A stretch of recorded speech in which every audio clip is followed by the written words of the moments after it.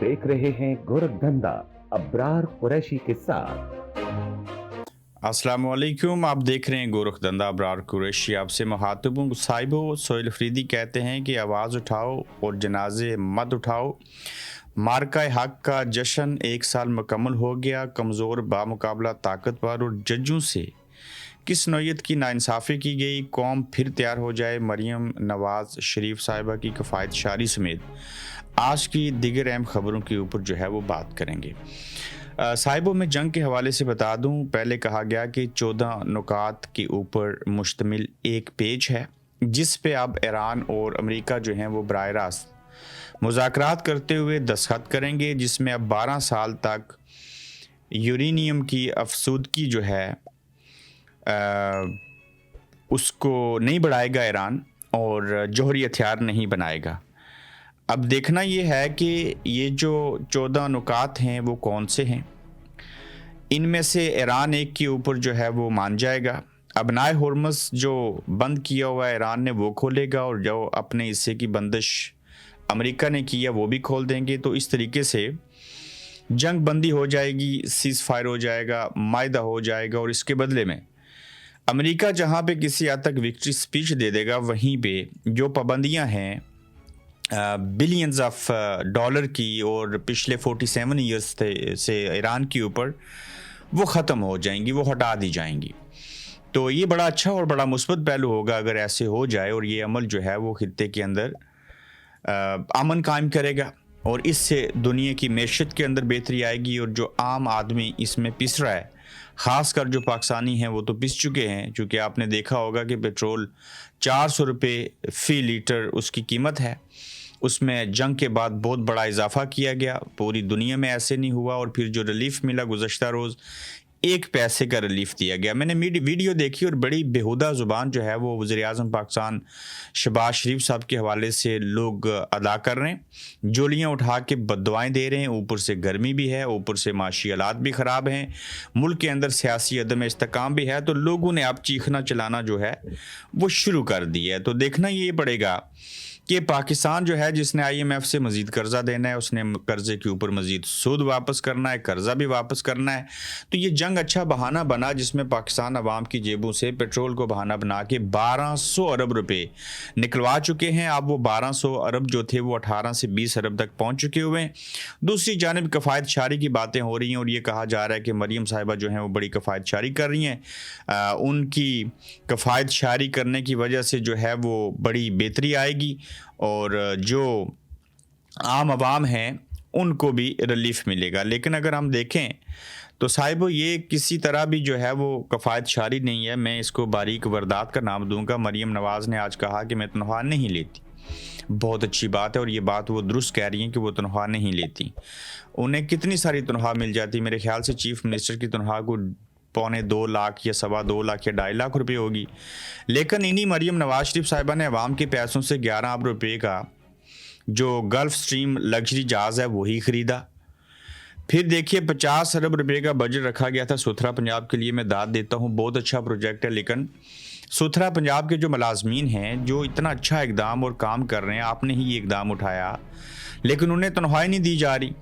मरीम नवाज शरीफ साहिबा ने अवाम के पैसों से ही ये जहाज़ ख़रीदा। और अब ज़रा हिसाब किताब देखिए कि वज़ीर आला पंजाब की मराद के बगैर बुनियादी तनख्वाह तकरीबन 9.6 लाख यानी कि तकरीबन 10 लाख रुपये माहाना है। सॉरी, वो 2 लाख नहीं है। सालाना बनती है तकरीबन 1.15 करोड़ रुपये पर ईयर, 1.25 करोड़ रुपए।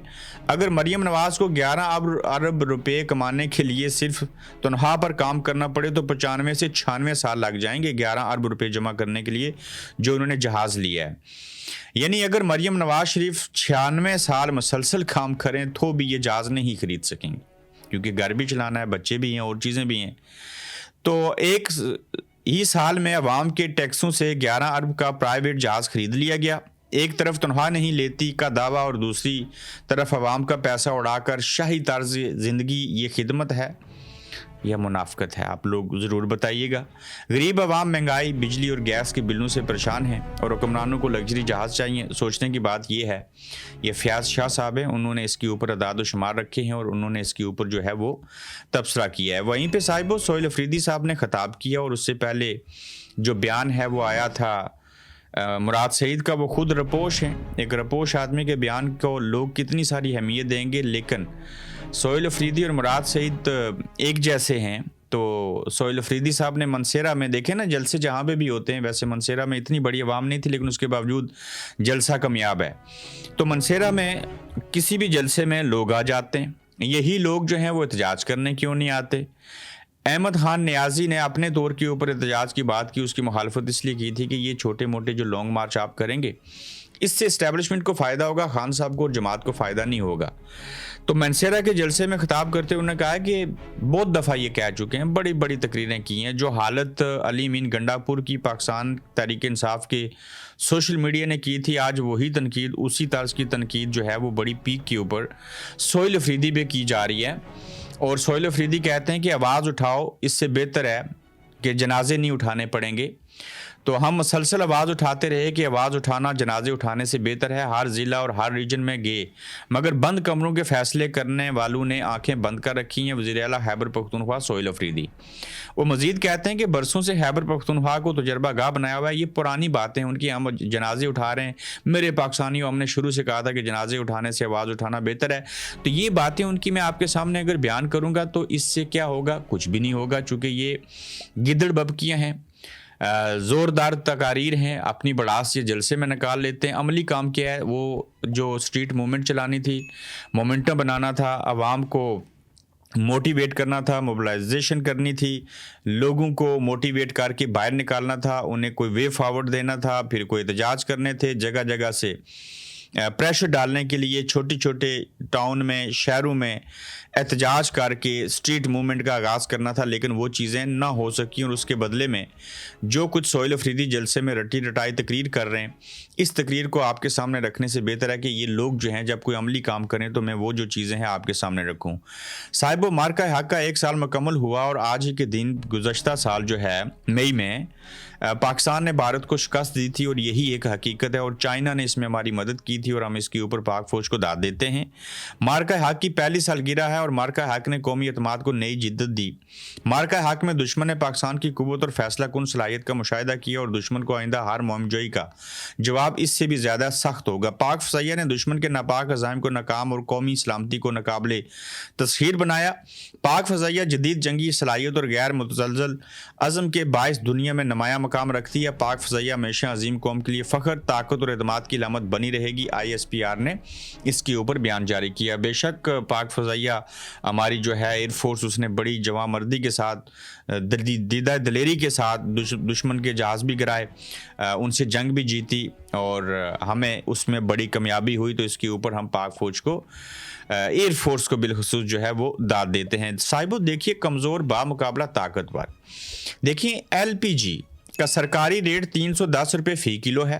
गैस की बात हो रही है, मगर पंजाब भर की हर सिलेंडर शॉप पर 450 से 420 से 450 रुपये तक दस्तयाब है।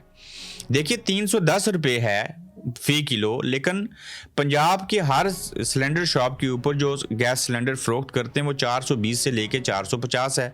जिसकी लाठी उसकी भैंस। कुछ हुकूमत जो है वो लूट रही है, कुछ जो आगे फ़रोख्त करने वाले हैं वो लूट रहे हैं।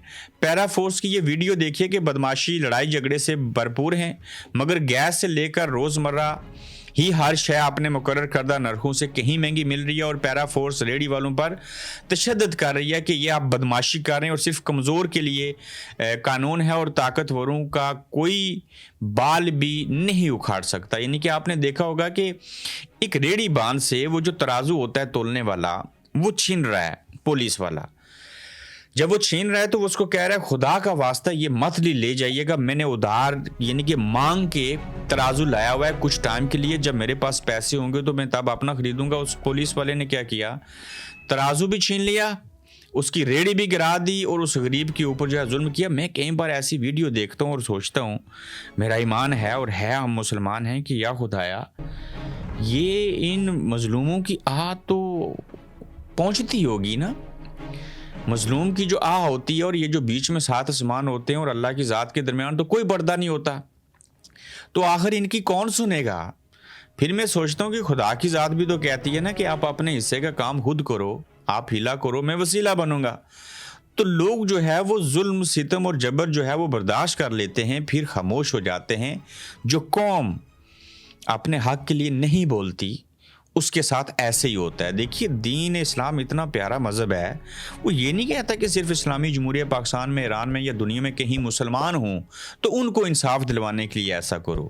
صاحبو دنیا کے اندر جو جنگیں مسلمانوں نے لڑی ہیں وہ دنیا کے اندر ہر انسان کے لیے، اس کا تعلق جس بھی مذہب کے ساتھ ہو، انہیں انصاف دلوانے کے اصول کے لیے۔ اور جہاں ظلم ہوتا تھا ظالم کے سامنے کھڑے ہوئے، انہوں نے یہ نہیں دیکھا یہ مسلمان ہے، وہ دین یہ کہتا ہے، ہمارا دین یہ کہتا ہے کہ آپ بطور انسان جو ہے وہ باقی انسانیت کو جہاں کہیں ظلم ہو رہا ہو ان کو ظالم کے ظلم سے مظالم سے بچائیں اور اس کے لیے جدوجہد کریں۔ اور جب ہم عملی طور کے اوپر انسانیت کی بات کریں گے تو مذہب کی تبلیغ تو ویسے بھی ہو جائے گی، لیکن ہمارے ہاں کسی اور کو انصاف دلوانے کے بجائے جنہوں نے اپنے ملک کے اندر کم از کم عوام کو انصاف دینا ہوتا ہے، وہ ججز جو ہیں خود ان کے ساتھ ناانصافی ہوتی ہے اور کرتے بھی ججز ان کے ساتھ ناانصافی ہیں۔ مثال کے طور کے اوپر نہیں، حقیقت کے اوپر مبنی ججز کے ساتھ کیسا انصاف کیا گیا اور کیسی ناانصافی کی گئی۔ یہ بڑی حیران کن چیز ہے کہ جسٹس محسن اختر کیانی جو لاہور ہائی کورٹ جا چکے اور جسٹس بابر ستار جو پشاور ہائی کورٹ جا چکے، ان کی فیملیز جہاں اسلام آباد کی عدلیہ کی جانب سے پہلے سے دیے جانے والے گھروں میں موجود تھیں، ان سے ہائی کورٹ کی گاڑی، ڈرائیور، کوک، خانسامے، مالی، گارڈ سب اس وقت پیر کو ہی واپس لے لیے گئے تھے جب دونوں ججز دو ہائی کورٹس میں جوائننگ دے رہے تھے۔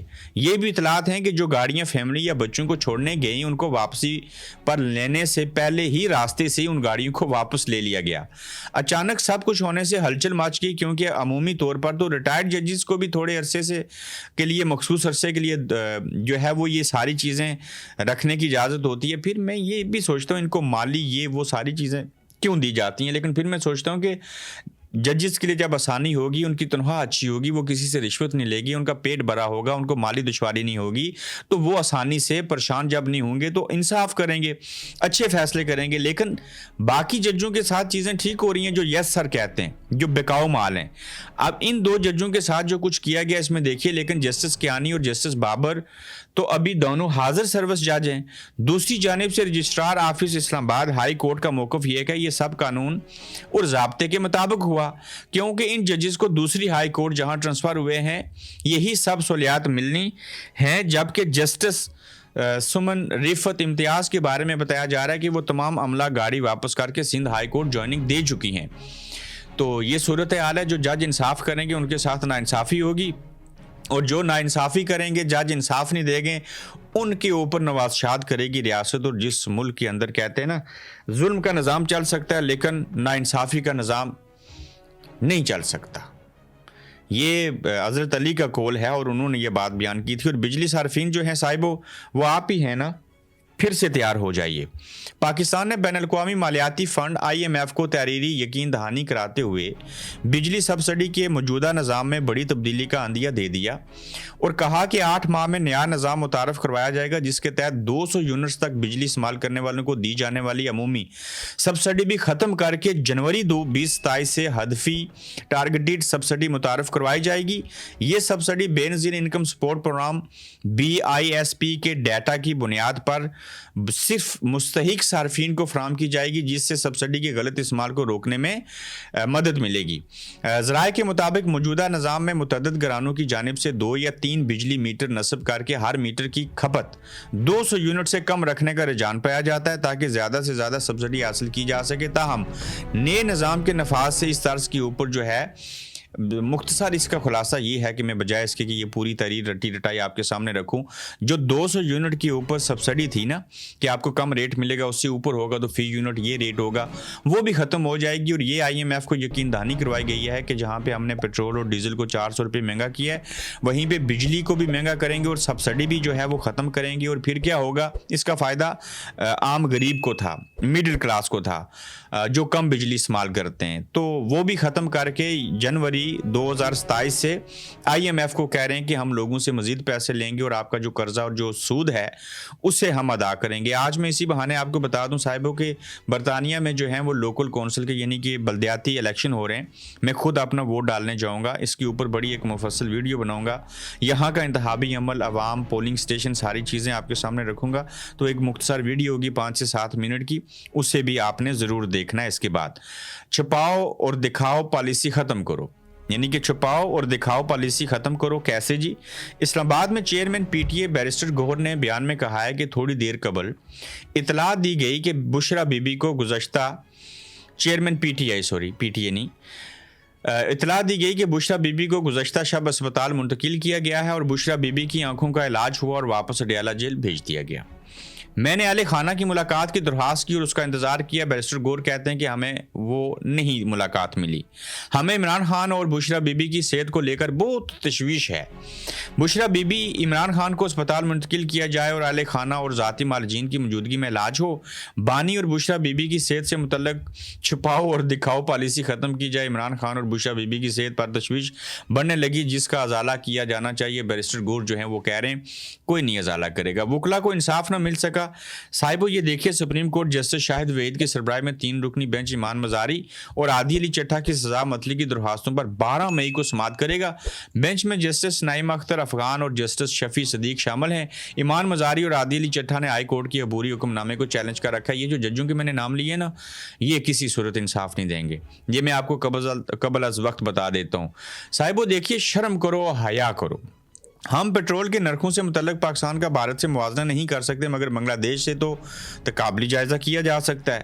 اس سلسلے میں اگر آپ دیکھیں تو 1 مارچ کو بنگلہ دیش میں پیٹرول 116 ٹکا فی لیٹر تھا، جو اب 135 ٹکا فی لیٹر ہے۔ ٹھیک ہے جی، 116 کے بدلے میں 135 ٹکا فی لیٹر ہے، گویا 16.38% اضافہ ہوا۔ اور اس کے بعد برعکس امریکہ ایران جنگ شروع ہوئی تو پاکستان میں پیٹرول 258.17 روپے فی لیٹر تھا، جو اب 399.6 روپے فی لیٹر ہے، یعنی 54.88 کا جو ہے وہ اضافہ ہو چکا۔ اور ابھی نہ صرف مزید اضافے کا ڈر ہے بلکہ حکومت سبسڈی کا احسان بھی جتلا رہی ہے، جس کو وہ جنوری 2027 میں ختم کر دے گی۔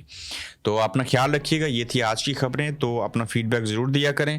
آج کے دوسرے ایپیسوڈ میں انشاءاللہ آپ سے پھر ملیں گے۔